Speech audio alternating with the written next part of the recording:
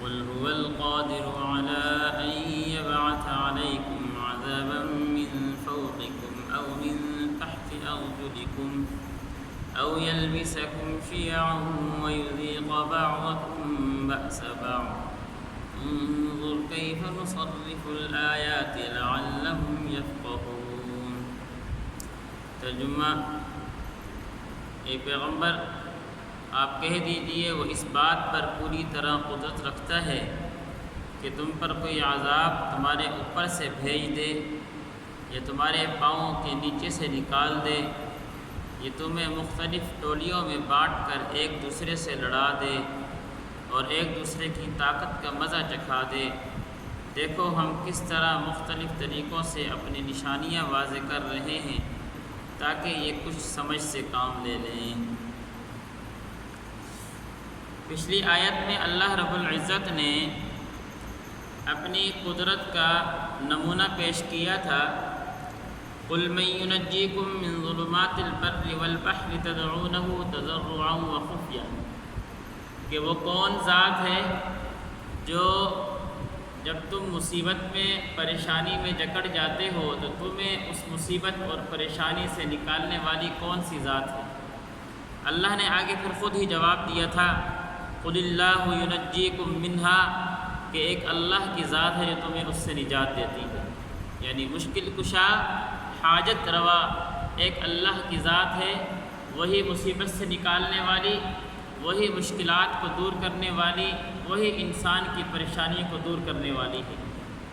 پھر اللہ نے ان کی ایک حالت بیان کی تھی کہ ثم انتم تشرکون، جب اللہ تمہیں مشکلات سے، تمہیں اللہ پریشانیوں سے نجات دے دے، پھر تم دوبارہ واپس اپنی پرانی حالت پہ لوٹ جاتے ہو۔ پرانی حالت کیا؟ پھر تم دوبارہ اللہ کے ساتھ شرک کرنا شروع کر دیتے ہو، اللہ کے علاوہ کسی اور کی عبادت کرنا شروع کر دیتے ہو، اللہ کے ساتھ شریک ٹھہرانا شروع کر دیتے ہو۔ اللہ نے آگے دوسرا نمونہ پیش کیا، قُلْ هُوَ الْقَادِرُ عَلَىٰ أَن يَبْعَثَ عَلَيْكُمْ عَذَابًا مِّن فَوْقِكُمْ۔ اللہ نے کہا کہ جہاں تمہیں یہ بات میں نے سمجھائی کہ تمہیں مشکلات میں، تمہیں پریشانیوں میں، تمہیں مصیبتوں سے نجات دینے والی ذات ایک اللہ کی ہے، وہاں یہ بات بھی ذہن میں رکھو کہ اگر تم اللہ کے ساتھ شرک سے باز نہیں آؤ گے، اللہ کی نافرمانی سے باز نہیں آؤ گے، تو یہ یاد رکھو کہ اللہ ہی وہ ذات ہے جو تم پر عذاب بھی نازل کر سکتا ہے۔ اللہ سمجھا رہے ہیں ہر طریقے سے کہ جہاں تم یہ بات سمجھ رہے ہو، تمہیں یہ بات سمجھ آ رہی ہے کہ مصیبتوں میں، پریشانیوں میں ہمیں اس مصیبت اور پریشانی سے نکالنے والی اللہ کی ذات ہے، یہ بات بھی ذہن میں رکھو کہ اگر تم باز نہیں آؤ گے، اللہ کی نافرمانی سے رکو گے نہیں، تو اللہ ہی وہ ذات ہے جو تم پر عذاب نازل کرنے والے ہیں۔ اب عذاب کی اس آیت میں 3 صورتیں نازل فرمایا قُلْ هُوَ الْقَادِرُ، اللہ وہ ذات ہے جو قادر ہے۔ قادر سے مراد مفسرین کہتے ہیں کہ اللہ ایسی قدرت رکھنے والے ہیں کہ اللہ کو عذاب نازل کرنے میں کسی پولیس کی، کسی فوج کی ضرورت نہیں۔ اللہ ایسے قادر مطلق ہیں کہ اللہ کن کہتے ہیں کام ہو جاتا ہے۔ مثال ہمارے سامنے ہے، ابرہا کا لشکر آیا تھا بیت اللہ کو گرانے کے لیے، اللہ نے چھوٹے چھوٹے پرندے بھیجے اور ان کے پاس 3 کنکر تھے، دونوں پنجوں میں ایک ایک کنکر اور ایک چونچ میں، اور مقابلے کے لیے آنے والا کون تھا؟ ہاتھی، لیکن وہ 3 کنکر جہاں جہاں گرتے تھے وہاں کا ہاتھی ویسے ہی کیا ہے تباہ و برباد ہو کے بھوسا کی طرح ختم ہو جاتا تھا۔ تو اللہ کہہ رہے ہیں کہ اللہ ایسا قادر ہے عذاب نازل کرنے میں کہ اللہ کو کسی پولیس کی، کسی فوج کی ضرورت نہیں ہے۔ تو فرمایا عَلَىٰ أَن يَبْعَثَ عَلَيْكُمْ عَذَابًا مِّن فَوْقِكُمْ، عذاب کی ایک صورت کہ اللہ آسمان سے عذاب نازل کرے، اللہ تمہارے اوپر سے عذاب نازل کرے۔ دوسری صورت او من تحت ارجلکم، اللہ تمہارے نیچے سے عذاب نازل کرے۔ تیسری صورت او یلبسکم شیعا، تیسری صورت یہ ہے کہ اللہ رب العزت تمہیں ٹکڑیوں میں بانٹ دے کہ تم آپس میں لڑنے لگو، تم آپس میں جھگڑنے لگو۔ یہ 3 صورتیں ہیں۔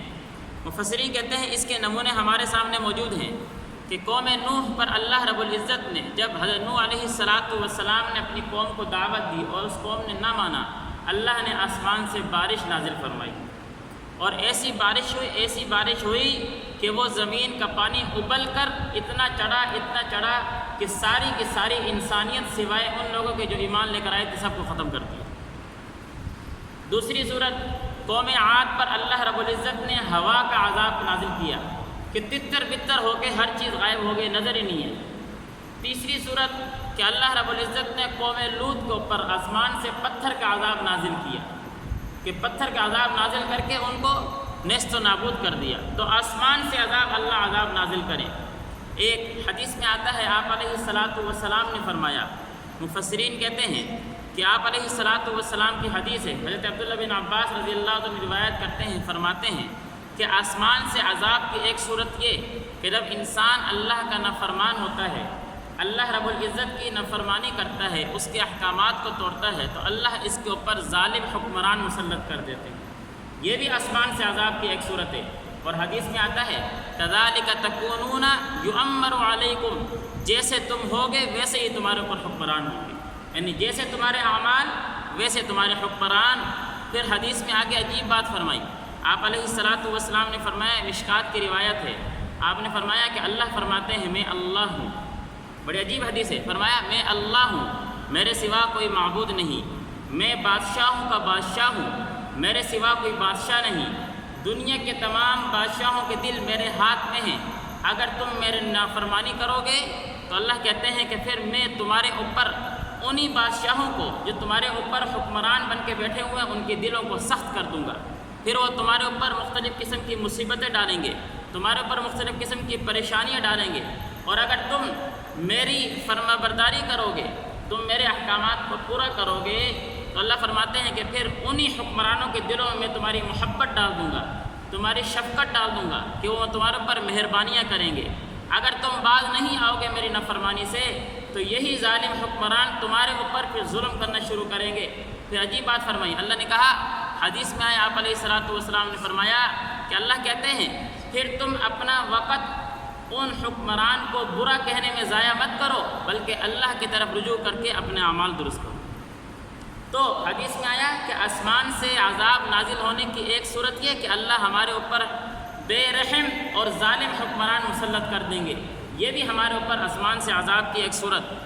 اور دوسری صورت او من تحت ارجلکم، کہ اللہ نیچے سے عذاب کو نازل کرے۔ حدیث میں اس کی مختلف مثالیں پیش کی کہ اللہ رب العزت نے فرعون کو غرق کیا، کس میں؟ سمندر میں۔ نچلے عذاب میں اللہ نے سمندر کو غرق کیا۔ قارون بڑے مال رکھتا تھا، بڑا کیا ہے اس کے اوپر کیا ہے مال و جلال پر سو غرور تھا، لیکن اللہ نے اس کو زمین میں دھسا کر رکھ دیا۔ اللہ رب العزت نے قوم نوح پر آسمان سے تو بارش نازل فرمائی اور زمین کے پانی کو اللہ نے ابل دیا، وہ ابل کر اتنا اونچا گیا کہ اللہ نے ساری انسانیت کو ختم کر دیا۔ یہ زمین سے عذاب کی صورتیں ہیں۔ اور زمین سے عذاب کی ایک صورت جو حدیث میں ہمیں بیان کی، حضرت عبداللہ بن عباس رضی اللہ عنہ کی روایت کا ٹکڑا ہے، فرماتے ہیں کہ زمین سے عذاب کی ایک صورت یہ کہ اللہ تمہارے ماتحتوں کو، تمہارے ملازموں کو، تمہارے خادموں کو، تمہارے نوکروں کو تمہارے خلاف باغی بنا دیں گے، وہ تمہارے خلاف بغاوت کریں گے، تمہاری نافرمانی کریں گے، تمہارے خلاف غداری کریں گے۔ یہ زمین سے عذاب کی ایک صورت ہے۔ او من تحت ارجلکم، یا اللہ رب العزت تمہارے نیچے سے عذاب کو نازل فرمائیں گے۔ او یلبسکم شیعا، بڑی عجیب بات فرمائی۔ تیسری صورت عذاب کی یہ ہے کہ اللہ رب العزت تمہیں آپس میں لڑائیں گے، تم ٹکڑیوں میں بٹ جاؤ گے، ہے مسلمان، یہاں بھی مسلمان ہیں، یہاں بھی مسلمان ہیں، لیکن آپس میں لڑ رہے ہیں۔ حدیث میں آیا آپ علیہ الصلاۃ والسلام نے فرمایا کہ تم میرے بعد ایک دوسرے کی گردنیں اس طرح نہ کاٹنا جس طرح کافروں نے آپس میں گردنیں کاٹی۔ پھر آگے حدیث میں کیا فرمایا آپ علیہ الصلاۃ والسلام نے؟ آپ علیہ الصلاۃ والسلام کی حدیث ہے، غالباً حضرت عبداللہ بن عباس، عبداللہ بن مسعود رضی اللہ عنہ کی روایت ہے، فرمایا او یلبسکم شیعا، کہ میں آپ علیہ الصلاۃ والسلام کے ساتھ تھا، آپ علیہ الصلاۃ والسلام کا گزر ایک مسجد سے ہوا، مسجد بنو معاویہ رضی اللہ تعالی عنہ۔ اس مسجد میں آپ علیہ الصلاۃ والسلام گئے، آپ نے وہاں جا کر 2 رکعت نماز نفل ادا کی، ہم نے بھی 2 رکعت نماز نفل پڑھی۔ اس کے بعد آپ علیہ الصلاۃ والسلام نے ایک لمبی دعا کی، دعا کے بعد ارشاد فرمایا کہ میں نے اللہ سے 3 دعائیں کی ہیں کہ اے اللہ میری امت کو غرق کر کے ہلاک نہ کرنا، نمبر 2 میری امت کو قحط سالی بھوک کی وجہ سے ہلاک نہ کرنا، اللہ نے میری یہ دونوں دعائیں قبول کر لی۔ تیسری دعا، اے اللہ میری امت کو آپس کے جنگ و جدال سے قتال سے ہلاک نہ کرنا، آپس کے جھگڑوں سے کیا ہے ہلاک نہ کرنا۔ اللہ نے میری یہ تیسری دعا قبول نہیں کی۔